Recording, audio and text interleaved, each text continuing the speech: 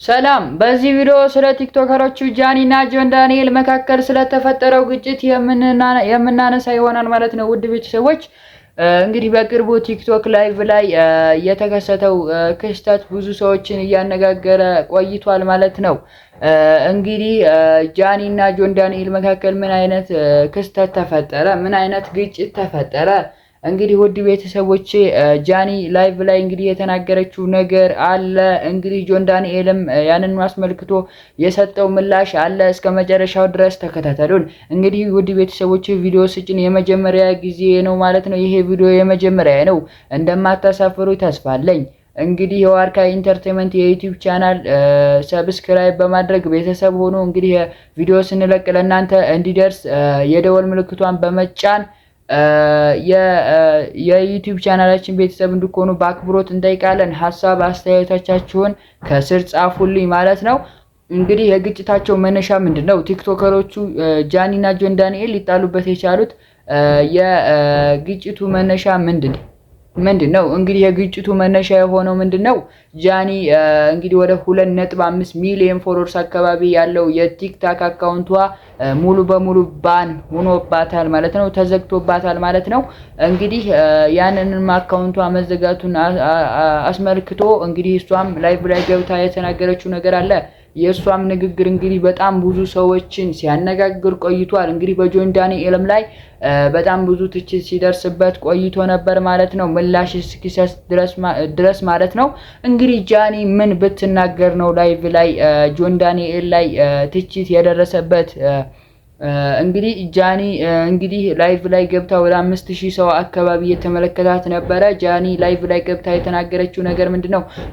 ጥልቅ ሀዘን በተሞላው መልኩ ስትናገር ነበረ። የተናገረችውም ነገር አካውንቷን ያዘጋባት ወደ 2.5 ሚሊዮን ፎሎወርስ አካባቢ ያለውን የቲክቶክ አካውንቷን ያዘጋባት ጆን ዳንኤል መሆኑን ተናግራለች። እባካችሁ የኢትዮጵያ ሕዝብ አሳርፉልኝ፣ ህይወቴን ልምራ፣ እኔ ህይወቴን እንዳልመራ ከቲክቶክ እንድወጣ እያደረገኝ ነው ስትል በላይቭ ተናግራለች። እንግዲህ ከዚህ በፊትም እስር ቤት ሳይገባ በፊት ማለት ነው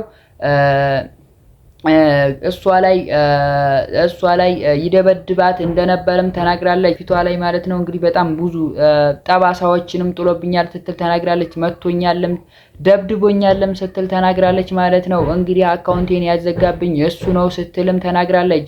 እባካችሁ የኢትዮጵያ ህዝብ አሳርፉልኝ፣ እኔ ህይወቴን ልምራ፣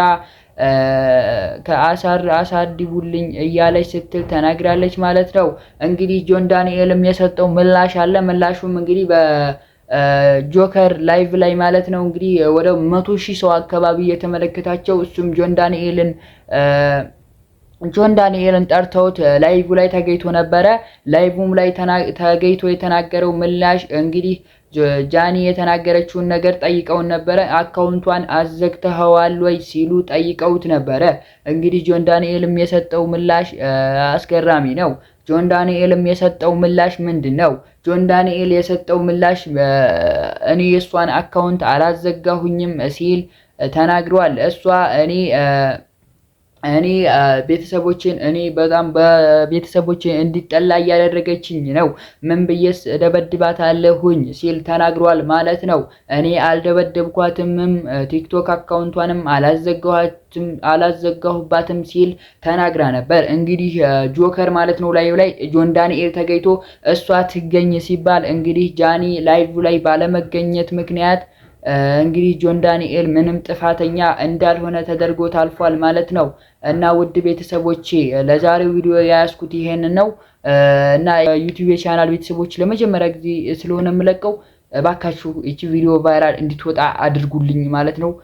በጣም በሞራልነት ለቀጣይ ቪዲዮ እንድሰራ እና እያልኩኝ የማሻሽል ይሆናል ማለት ነው። እና ለዋርካ ኢንተርቴይንመንት ለዩቲዩብ ቻናል አዲስ ከሆናችሁ ሰብስክራይብ እንዲሁም የደወል ምልክቱን በመጫን ቤተሰብ ሁኑ። ይሄ ቪዲዮ ደግሞ ለብዙ ሰው እንዲደርስ ሼር አድርጉልኝ።